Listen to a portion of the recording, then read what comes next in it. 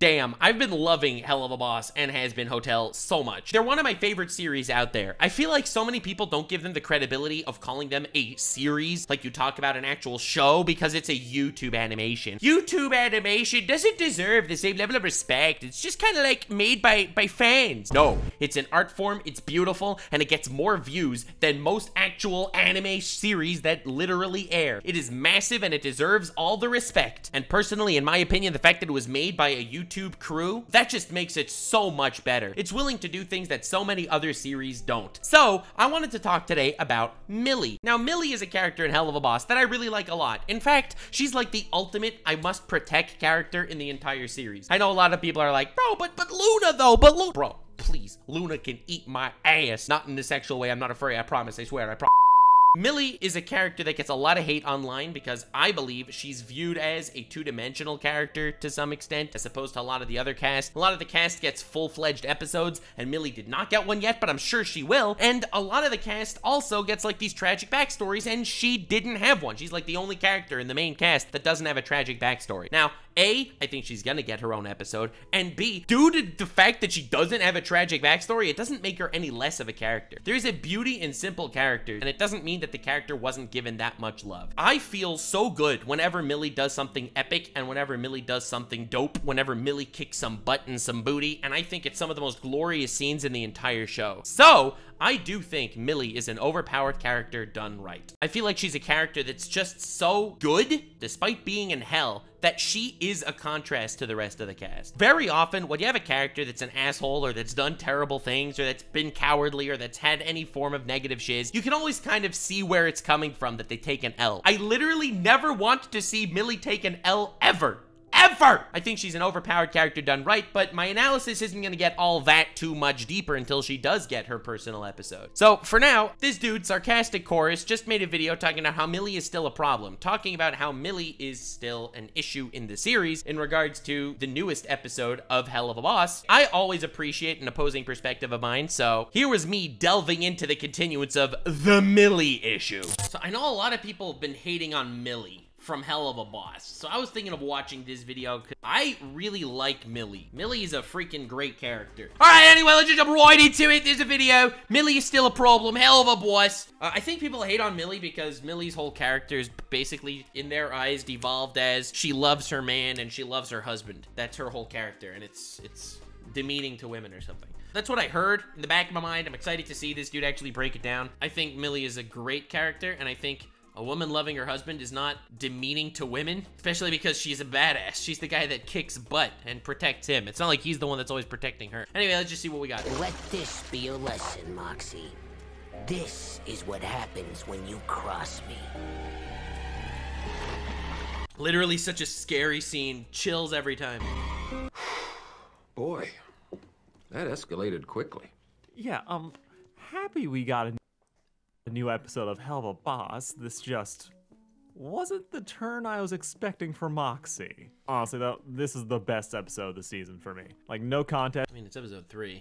It had laughs, horror, episode was whatever amazing. the hell Chaz had going on. It was truly a step in the right direction. Chaz it up, baby! As it corrected one of my biggest issues with the series.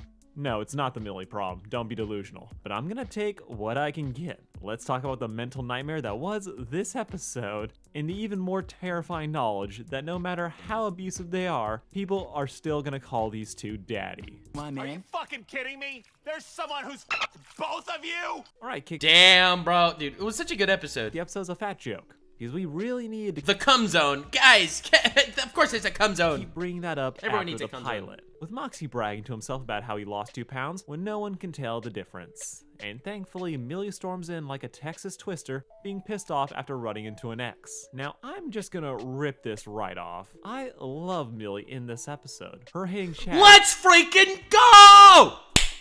Dude, Millie's a great character. Shut up, everyone, internet people. Is absolutely hilarious, cutting off all of his nonsense before he can move that lying tongue of his. The Green Wedding Massacre was So good. fan-fucking-tastic. So good. But that said, she is still getting the shaft hard when it comes to characterization. That's sad. Made a whole video about this, maybe you've seen it, but to paraphrase myself, Millie is the +1 to Moxie's character. There's a large gap in moments for her to be the focus of the story, especially when it's in a way that doesn't relate to Moxie, or doesn't involve an action set piece, which are all great. But in a show where the character writing shines the most, Millie being so action-centric is a detriment to her character. I get what you're saying, but she's like literally the most mentally stable character in the group. The shallowest member of the main cast. Plus, everyone else has gotten an episode. There is something beautiful about simplicity, though. A simple character done right is more often than not a great character done right. Jack Horner from Puss in Boots, literally the most shallow idea for a character, but still one of the best villains I've seen in a long time. It has gotten 2. But Millie is this show's blind spot, with this pattern unfortunately continuing here. She's a badass, we knew this, but outside the understandable hating of Chaz, Millie still needs more love. Like, we never even got her backstory for how she met this guy. Moxie would fold for anybody with a theater degree, but Millie feels like she would have way higher standards or less tolerance with someone so clearly high on their own BS. Was Millie different when she was younger? Does she just have a weakness for singers? Well, I'm sure we'll get that. I mean, we did just get, you know, the Moxie backstory now, and Moxie's, I guess, a more important character. We're still building up the backstories for all these characters. I can't tell you because the story isn't giving me enough to make those guesses. We'll Her get fights there. are gore-tastic. She's Dude, your Widow fights John are so Wick. good. Yet her lack of spotlight is still annoying even when her use in the episode is great. It's a recurring problem that the series keeps doing. With the juiciest situation of Moxie and Millie having the same ex, kinda just feels like it's there just for this one joke. I'll show you all the things they liked in the sack. Deal. And boy, did that joke land. No, but I disagree. It just made it more intense for both of them when Moxie's dad wanted Moxie to marry Chaz. The story needs the Moxie Chaz love story. But you can cut out Chaz and Millie, and you would barely notice the difference. Millie is mercilessly protective of her man. I don't know. It's cool how she was willing to kill Chaz for abandoning Moxie, but we're not really learning anything new about her. Which You're right, this wasn't a story about her backstory. at this point feels so very long overdue. Like the Yeah, episode well, where we we met have to her get there. family was all about Moxie. The episode where we That's meet true. Moxie's family is all about Moxie. When It's sort of all about Moxie. It also goes to show how, like, wholesome and great of a person Millie is. It goes to show how good Millie is and how much Millie really loves him. it's gonna be her turn. I am still holding out hope for this We'll get Millie there. episode. We'll get I a am Millie starving episode. for it. What I'm not starving for is more shitty dads. Maybe like a shitty dad or a mob family. That's understandable. Now take care of the others. God, that Epic line is so foreshadowing. good in hindsight. Almost as good as this one. What you dreaming about? I was dreaming my parents were being murdered. Yes, Damn, that's rough. Moxie's father, Crimson, mafia don, wife killer, and interior decorator, hits up Damn. Blitz, dragging IMP down to Greed for a little business lunch. Don't let that distract you, though, that Blitz has a horse shipping chart on the wall and is into fur. I mean, I see absolutely nothing strange or not in character about that, but okay. At least taking pictures of them. Like, we knew he had a thing for horses, but every episode's proving that, yeah, he is really into horse reconstruction of Lululand. All the way down to not a mafia town. Moxie is horrified to be reunited with his father. Now, Crimson hits that Stella territory for me where, yes, they are absolutely terrible people, but Yeah. they are also so much fun to be around. Till shit gets real, That's just the beauty of this entire show. The beauty of Helluva Boss is these people are in hell. They're all horrible people. They're all horrible people, but they're funny as hell. but that we'll get into. Crim, though, is great as this abusive mafia father. But the fact that Richard Hortz is voicing both of them really kills it, giving them both of them very distinct, but also very similar voices. Yep, that Crim, was dope. from the very beginning, you know he's going to be trouble. With Moxie barely being able to hide his panic at seeing his father again, letting us know that this man is a bastard. From getting a little too chummy with Millie, low-key bullying his son before hitting him, this man has a chokehold on Moxie's psyche, and it's all conveyed in little ways without immediately chucking the help at him. Like, I especially love this one moment. What are we doing here, sir? Now, Moxie calls Blitz Sir all the time. This is his quirk. His attempt to be professional Damn. while working at what's basically a circus. And you'd think that he's going for, you I know, didn't even think to of that ask when I Blitz watched it. what's going on. But then his eyes shift over to Crim, and we know right away who he thinks has authority in the room. It's not his dad or daddy, it's Sir, with him being barely able to look him in the eye when he asks the question, or look to the others for help. All that is conveyed in these brief moments, with Crim then ignoring his son's request for clarity on what the hell is going on. belittling him while asserting himself as his father, claiming that he raised him to know better, to wait for dinner to talk business, which he fed them a lie during, before giving him the real reason. You think you're gonna just get to walk away from this family and never come back? So here's a praise and a critique for this episode. First off, this episode is easily one of the best paced for the show. I always enjoy these things, but narratively they tend to be a bit clunky when it comes to pacing and tone. Oh, you are strong. Oh. Blitz, we don't have time for this. That can't be it.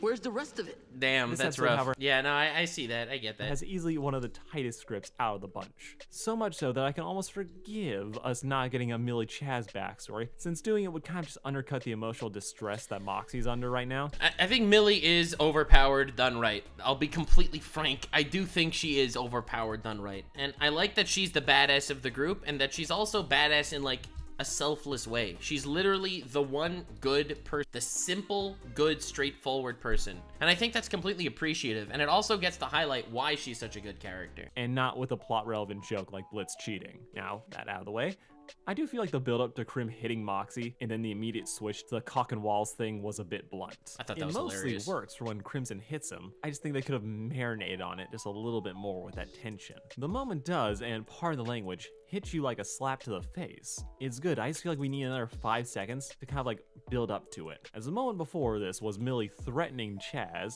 cutting the tension of the dinner scene, which in itself was stacked with jokes. Leans that tension and immediate dip into seriousness, feel a bit stop and start. Helluva Boss thrives in that space between irreverent humor and sincerity. Sometimes that works out, sometimes it works less so. And I do think this is a case where they could have held off just a little bit longer to let the horror of what's happening sink in. Then they can do the Blitz line. There's sticks in the walls. Oh, that's fucking hilarious. Dude, I love that joke. That was amazing. Though I do think the scene works. Nothing adds tension. Yeah, it's much better. Instead of including some Millie backstory where she was clearly not the focus of the episode, it's so much better to make her a much more iconic part of the episode where she showed up and wiped out the entire mafia single-handedly. She's a great character for what she is. Like child abuse.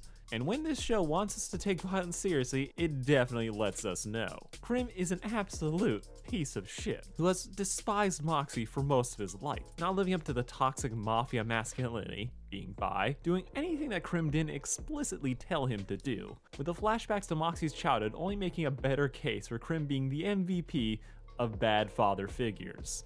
A real Randall Tarley situation where Krim resented his wife for supposedly coddling their son and not wanting Moxie to join the mafia, with it being all but confirmed that Krim murdered his wife for interfering in how he thought they should raise their kid. Yeah, which is kind of wild. To kill someone by dumping them into the water with cinder blocks. Now, with the horns chopped off that he hangs on his wall. Yeah, he's a scary ass dude. Probably isn't Moxie's mother, which was my horrifying first guess. Horns are too big, the tail pattern doesn't match up. But the mom, based on her shoe floating up, is very much gone, with the real nightmare fuel being. Yeah, when I first saw that, I also thought that, like, he killed his own mother. Based on Krim's habit of cutting off the horns, teeth, or wings and tails, more than just a way of disrespecting the dead, he takes them as trophies, meaning that there is probably a 50-50 chance that Krim has mounted his wife's horns somewhere in his room.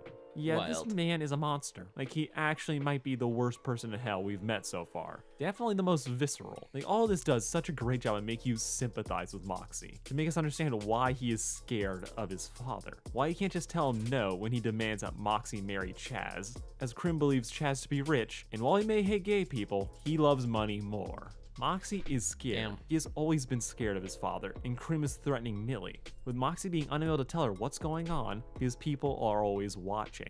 Now, something that I love about this episode is that Moxie doesn't need a pep talk to stand up to his father.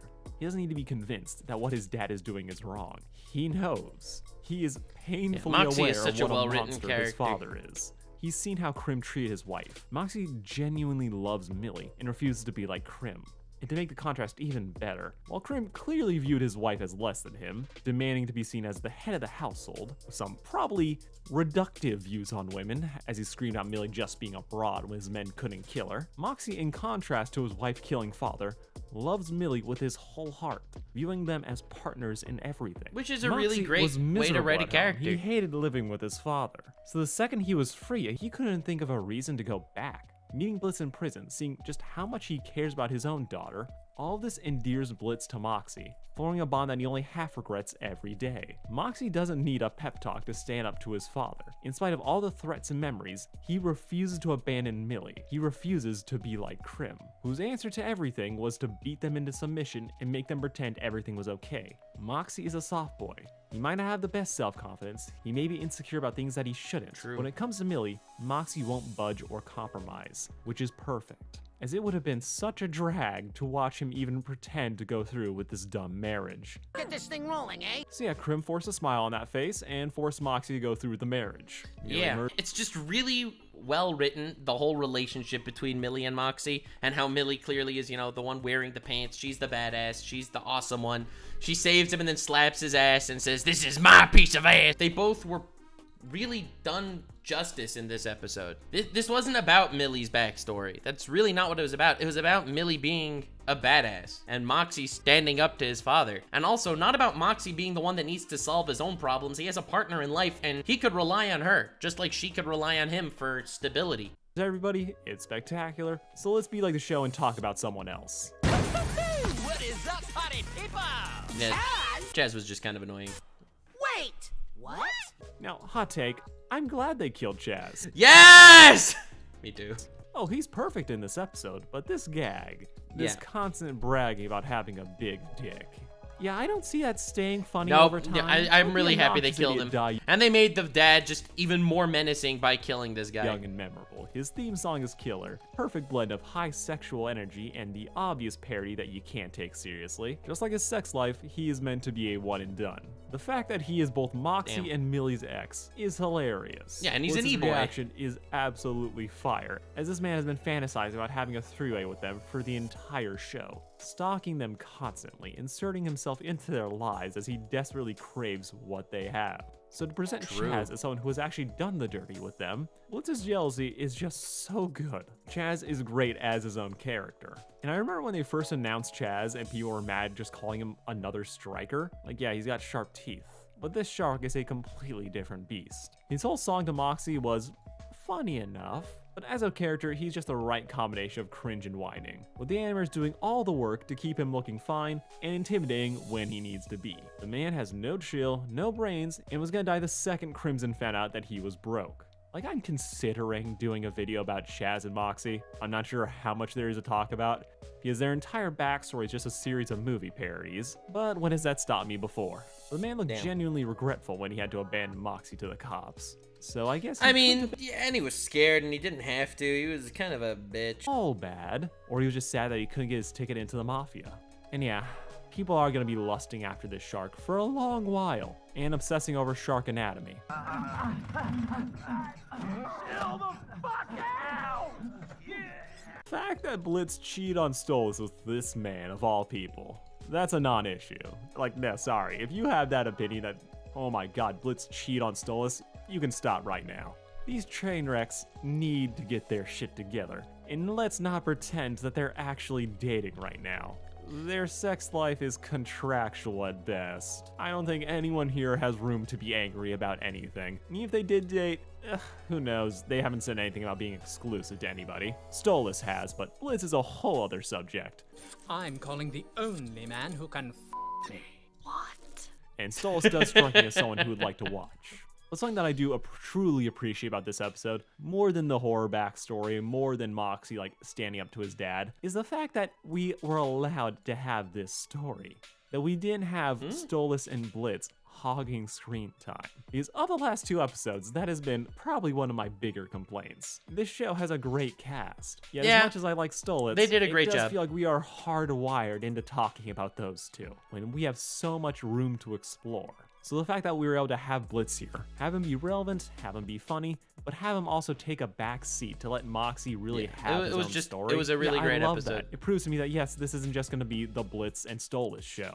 It's not a complete win since Moxie is very much the show's distant third, but it's a breath of fresh air after two episodes that felt like it was glued. I don't know. I feel like Moxie's probably the second most important character. I'm still mad we didn't get a road trip episode between the girls. I'm hoping we get more solo episodes before we start getting into the drama of the Stolas family. But overall, I'm pretty content with this episode. It's a fantastic episode. Really good episode, good character work, I think. Definite improvement. Story was much better paced. Millie is still getting the shaft, but at this point, Not really, it just wasn't her episode, and I get that she doesn't have an episode, but I feel like she was great in this episode. I'm not mad, just disappointed. I'm happy to say that Moxie's a wife guy, and I'm ecstatic for Krim coming back to get his revenge on his son. Overall, I'm satisfied, and I definitely need to make a deep dive about Moxie's backstory. Also, question to you guys, what do you think Blitz was in jail for? And if Blitz got a babysitter Probably for literally Luna, anything. what are the odds that it's Millie? I need to get out to my daughter. That'd be the hilarious. babysitter will kill me if I don't get back. Before ending this off, I do want to say, I almost feel like he had the little Millie segment in the problem, the Millie's still a problem segment, this 1.5 minutes